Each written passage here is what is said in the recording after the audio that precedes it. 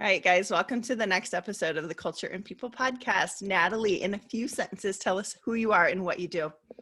I am the co-founder of the Rising Tide Society, and I'm the head of community at Honeybook. And what that means in a nutshell is that I lead a community of just over 70,000 small business owners and entrepreneurs that facilitate meetings in over 400 cities around the world. And those meetings are led by an extraordinary team of grassroots leaders in each of their respective cities and geographic regions.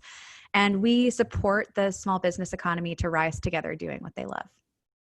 I love it. And listen, that intro can sound simple or as big as we make it. So let me give you some kudos, Natalie. I've been following you for a while, and then I had the privilege of meeting you, I think it was 1 or 2 years ago, at a retreat. And the community that you've created, I have so much respect for on that creative side of my photographer, like on this shoulder, but really more than that, just the human side of loving what you do for a living. And for that reason, I was like, you've been a guest on my long form podcast. I was like, please come back for the short form, because I think you're just a light in this area. So tell me, for you, what's the best thing about working with people and culture? I think that people are the beginning and end of everything. You know, we think about even culture as a construct, or in my case, entrepreneurship and small business. It doesn't exist without people. And so I find, the dynamics of how we engage with one another, the need that we have to belong, and yet the duality we also have where we are created to compete.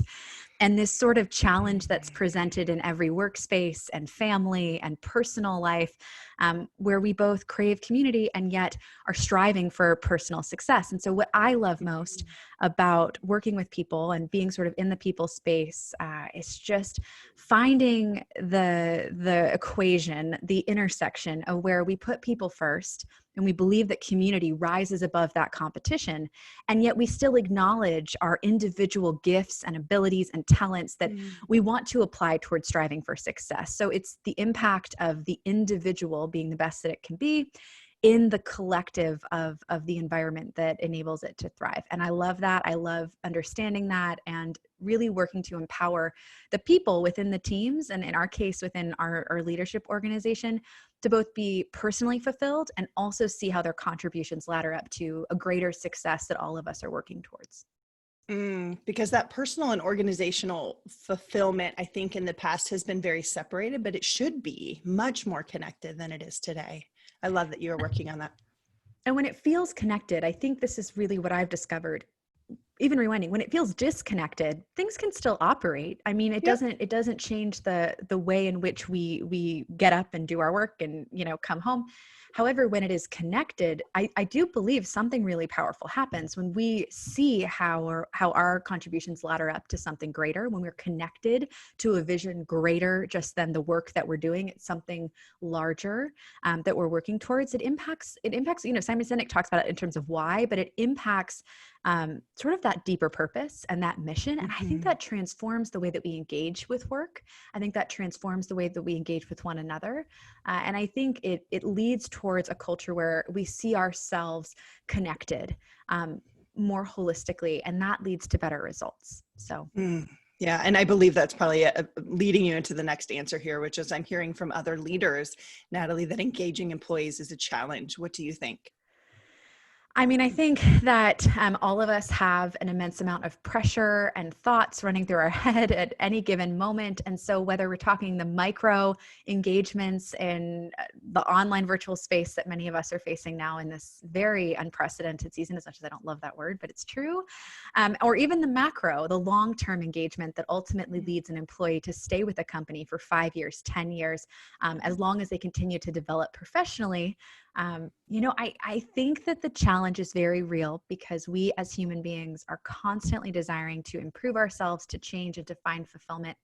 And I think the parameters by which we find happiness in the workplace and fulfillment in the workplace, at least as I'm a millennial, so I fall into sort of a category that is notorious for preferring things like flexible work days, to traditional, even salary raises and, acceleration in an organizational structure. I think the parameters have changed, and I think they're constantly changing. And so in terms of engagement, I think it's sort of this counterbalance between the struggle of understanding what the pain points are that the employees are experiencing, what they're really walking through, not only within the organization, but externally outside of the organization, and finding ways to both continue to put the humanity back into, which is what you're talking about, put the humanity back into our policies and our structures and how we engage, while also understanding that when we do that, it will lead to the success of the business. When our employees show up and they feel seen and heard, and we understand what their needs are, and we work to fulfill those needs as an organization, they're going to show up better, they're going to work harder, they're going to stay more engaged for the long run, and ultimately that leads to profit for the business. I think putting the people first enables the profit to follow, and I think sometimes people doubt that, but I've seen it time and time again. Yeah. And I think one thing you said, Natalie, really struck me is that employees, they actually do show you what they want from you. You just have to pay attention. And I know it's hard because you may hear something slightly different from this person and this person, but as leadership teams, that's our challenge, is to look at what we're seeing and hearing and try to dial that back, both from a micro and then a macro perspective. What do they really need? What are they telling us? And then how do we act? So Natalie, with that in mind, what advice would you share with other organizations who want to advance their people strategy or their culture? I'm going to make this one very simple. And I would truly say, listen to your people. That is where it all begins. Listen to your people, and start from there. Start from a place of truly listening and empathizing. And from there, you're going to learn a lot. Totally agree. Key to a lot of things. So Natalie, what other leaders like yourself would you want to acknowledge as potentially a guest on this podcast, or just somebody that everybody should check out? Well, I truly have been blown away by our own people team at my company at Honeybook. I think as a company that is 60% female in tech, in the executive realm, it's been really impressive to see how the values of the company have been shaped by that leadership, by female leadership, which I think really changes the way that the organization runs. So that's one. And then, I will throw out a shout out. If one day he were to come on this podcast, I think it would be incredible. But in terms of leadership specifically, my favorite, my go-to will always be, I've already mentioned him once, Simon Sinek, with Leaders Eat Last. It is one of my favorite books. And I think specifically really shaped the way that I view leadership and the way I aspire to lead. Yeah, a really amazing, just thought leader. Love what he's doing right now around COVID, normalizing a lot of things. So Natalie, as we wrap up here, what's a resource that you use, either a thought leader, maybe besides Simon, but a book or a podcast or an article that just said, like, this thing really makes me think differently about people and culture? That is a great question. Truthfully, I think that it's going to be a mix between an array of different articles. I love Harvard Business Review. I love studies on empathy.